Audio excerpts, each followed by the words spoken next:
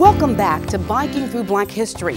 One of the challenges for the folks who designed the Underground Railroad route maps at Adventure Cycling was accuracy.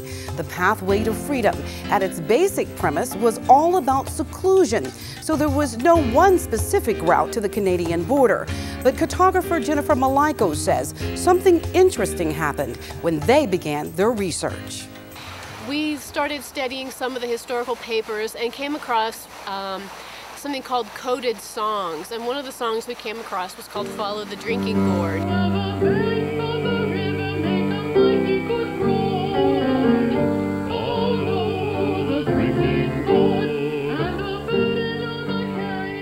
And it would tell slaves how to get to freedom based on references that were veiled within the verses. They would be references to rivers and the North Star and different landmarks that they should look for along the way to freedom. This song has faced a lot of controversy. Some of it's been debunked, and we talk about that in the field notes on the very first section of our map. We decided to go ahead and loosely follow it because we thought it gave a very good framework for following the river systems northward. Milyko says it's been 3 years since Adventure Cycling first decided to produce maps for the Underground Railroad bicycle route. And on the surface, that sounds like plenty of time.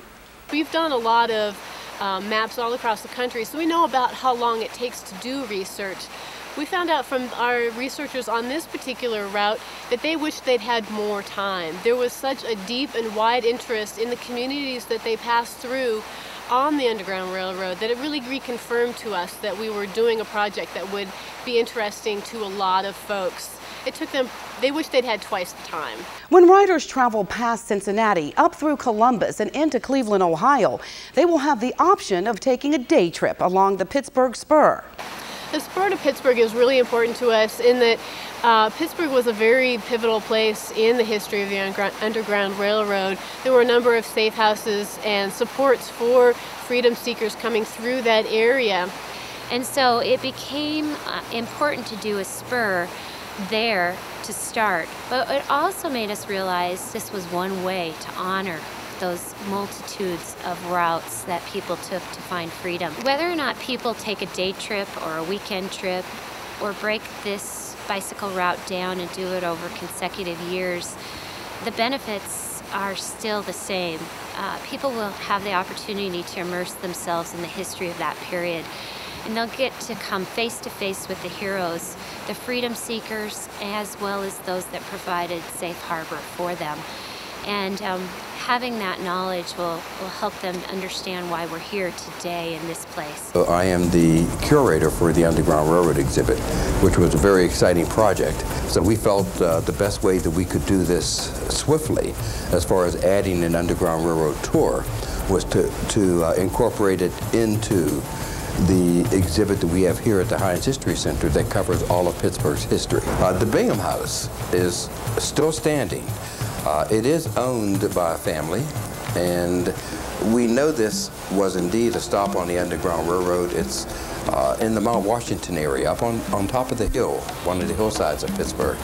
And sometimes we can gain access to the house, but it does date back to the period, and we know that Africans indeed visited this home on occasions in order to find direction or indeed to get a meal.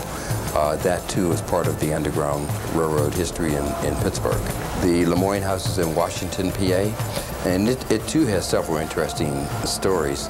One of which I can say very quickly is that Africans who had escaped from the South were staying at the Lemoyne House, and the slave catchers were coming towards the home in order to recapture them. And at that time, Dr. Lemoyne's wife felt that the best place for them at that time was to hide up under her bed. And that's what the Africans did, because they knew that a slave catcher would not violate the sanctity of a female's bed. Ford says the Monongahela house also played a huge role in helping Africans who arrived in Pittsburgh.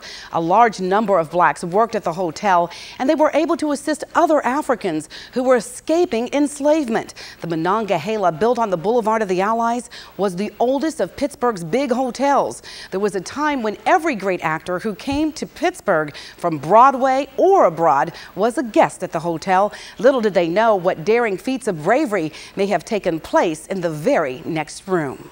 When we talk about the Monongahela house, it reminds me of the story of a plantation owner that came into the Pittsburgh area to stay at the Monongahela house with his enslaved African female. And her name was Lizette, and this is a true story. And the story tells how Lizette was asked if she would want to be free. She was asked that by the porters who worked at the hotel, who were black. And after she finally indicated that yes, she did want to be free, all of those porters assisted her by taking her through special passages and the transits over the doors to gain this freedom for her and changing her identity so that she could be free. It thrills me to think that there might be bicyclers from all over the country coming into the HEINZ History Center to view artifacts from the Underground Railroad exhibit and learning what that history was while they are taking this magnificent tour across the country. Is wonderful. I wish I could go, but I don't think my legs would handle it right now. John Ford doesn't know it yet, but he's the perfect candidate for a less demanding tour in late July. Just ahead, Dr. Thomas and the CEO of Adventure Cycling have some encouraging words for those of you who are still sitting on the fence. Find out how they practice what they preach when biking through Black history continues.